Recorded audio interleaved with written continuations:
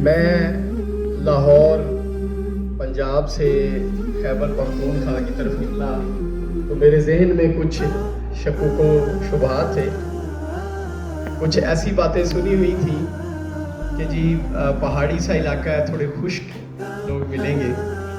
اور جب میں یہاں آیا, جو محبت مجھے ملی, جو عزت مجھے ملی, جو پیار مجھے ملا, میں حیران ہوں. میں سب سے پہلے یہ کہوں گا کہ خیبر پختونخوا زندہ باد.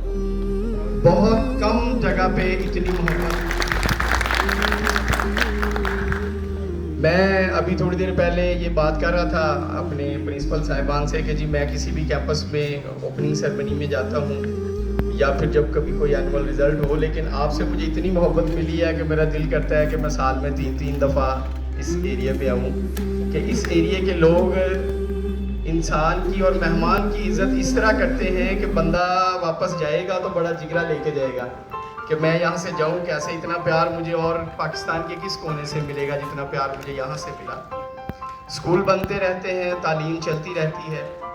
کچھ چیزیں ایسی ہوتی ہیں جو ہم کبھی غور نہیں کرتے, ان میں پیغام بہت پہلے ہو چکا ہوتا ہے, ہم نے اسی کو رینیو کرنا ہوتا ہے. نبی کریم صلی اللہ علیہ وآلہ وسلم کی بڑی ایک عام اور مشہور دعا جو ہم بچوں کو پڑھاتے ہیں, ربی زدنی علما, یعنی اللہ تعالیٰ کے وہ محبوب صلی اللہ علیہ وآلہ وسلم جن سے محبوب ہستی کوئی ہے نہیں, انہوں نے بھی یہ دعا فرمائی کہ میرے علم میں یا رب اضافہ فرما. یہ پیغام کیا ہے؟ یہ پیغام یہ ہے کہ جدت آنی ہے, جو چیزیں ہیں وہ اس سے بہتر ہونی ہے. علم نے بہت سی نئی پرت جو ہے, بہت سی نئی سائٹس کھولنی ہے. ڈاکٹر علامہ محمد اقبال صاحب فرما کے گئے ہیں کہ میں محو حیرت ہوں, یہ دنیا کیا سے کیا ہو جائے گی. قائد اعظم محمد علی جناح نے فرمایا ہے کہ تعلیم پاکستان کے لیے زندگی اور موت کا مسئلہ ہے. ہمیں یہ چیز سمجھنی پڑے گی کہ اگر تو ہم روایتی تعلیم میں الجھے رہے, مثال کے طور پہ آج کسی کے گھر میں شادی ہے اور وہ پرانے طریقے سے بادشاہ بھی ہے, بادشاہ ملک کا بادشاہ بھی ہے, اور وہ ایک گھوڑا لے اور ایک ایلچی لے اور گھوڑے پہ کہے جاؤ یار یہ پیغام فلاں بندے کو دے آؤ, تو کیا وہ طریقہ ٹھیک ہے؟ یا آپ ایک میسیج کریں اور آپ میسیج لکھ رہے ہیں ودن سیکنڈ نیکسٹ بندہ دیکھ لے کہ یار میں نے فلاں دوست کے ہاں جانا ہے. ہمیں ٹیکنالوجی کو اڈاپٹ کرنا ہی پڑے گا, جو لوگ اس میں پیچھے رہ جائیں گے. فار ایگزامپل آج ہمارا ایک بچہ کہیں جاتا ہے, میرے پاس آتا ہے اسلام آباد, بحریہ ٹاؤن آتا ہے, وہ کیا کرتا ہے, وہ یہیں سے میپ لگاتا ہے اور گاڑی یہ گئی وہ گئی. اب جو تھوڑا پہلے ہمارے دوست ہیں, بزرگ ہیں, وہ کیا کرتے ہیں, وہ یہاں سے جاتے وہاں تک 10 بندوں سے پوچھتے ہیں یار میں نے بحریہ ٹاؤن جانا ہے, رائٹ جانا ہے, لیفٹ جانا ہے. تو جدت تو آنی ہے. کچھ لوگوں نے اس کو جلدی ایکسیپٹ کر لیا ہے, کچھ ذرا دیر سے ایکسیپٹ کریں گے. چیزیں تو تبدیل ہونی ہی ہونی ہے.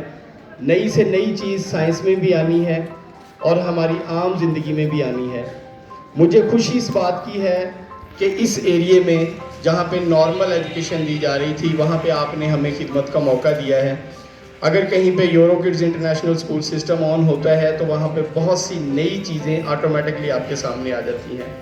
ہم بچے کو صرف یہ نہیں سکھائیں گے کہ آپ نے, ایک میں سادہ مثال سے سمجھانے کی کوشش کروں گا کہ صرف حفظ ناظرہ یہ چلتا آ رہا ہے, 1400 سال سے پیغام ہے, یہ کوئی نئی بات نہیں ہے.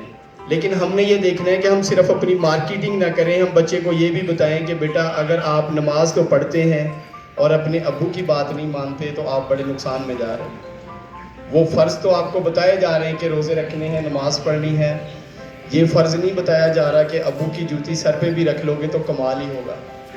بعض ایسی چیزیں ہیں جو ہماری پریکٹیکل لائف میں نہیں آ رہی, ہم ان کی طرف زیادہ فالو اپ نہیں کرتے. بچے کو نمبر دلوا دیے, رٹا لگوا دیا, جو چیز کتاب میں تھی وہ پکڑ کے پیپر پہ لکھ دی, بس اس میں الجھے ہوئے ہیں. ہمیں تربیت اس لیول کی لانی ہے کہ ہمارے بچے نہ صرف ڈاکٹر بنے, انجینئر بنے, بلکہ ایک مثبت انسان بھی بنے, دوسرے لوگوں کے لیے فائدہ دینے والے انسان بنے, اپنی ڈگری کا فائدہ اٹھانے والا انسان نہ بنے. اگر ایک ڈاکٹر صرف یہ دیکھتا ہے کہ میری انکم کتنی ہے تو انسانی ہمدردی کہاں گئی؟ ہم تو مسلمان ہیں نا جی. اور مسلمان کون ہے؟ مسلمان تو وہ ہے کہ جسم کے ایک حصے کو تکلیف ہوتی ہے تو پوری باڈی کو تکلیف ہوتی ہے. تو مسلمان وہی ہے جو دوسروں کا بھی خیال کرتا ہے. جب ہمارا ایک بچہ بہت بڑا ڈاکٹر بن جائے اور وہ اپنی سیلری کو دیکھ رہا ہے تو پھر ہم نقصان میں چلے گئے.